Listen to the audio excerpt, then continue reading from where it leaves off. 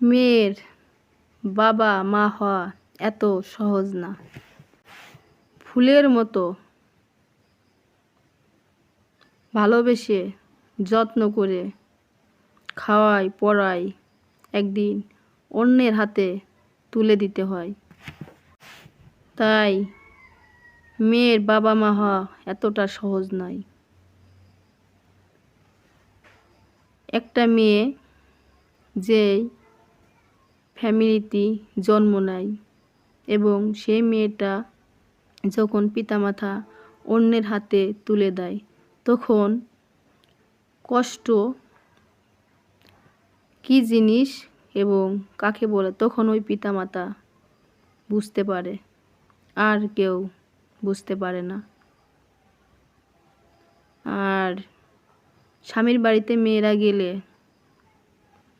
সব মেয়ে না, কিছু মেয়েরা আছে অবহেলায় তাদের জীবনটা, এমনকি অনেকের জীবন শেষও হয়ে যায়। সবার জীবন না, সবার জীবন তো আর একরকম না, চলে না।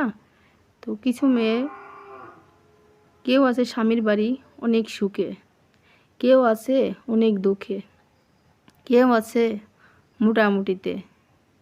তো সুখে কারা আছে বলতে পারেন? আমার কাছে মনে হয় যারা রিক্সা চালায়, দিন মজুরি খায়, এদের স্ত্রীরাই ভালো আছেন।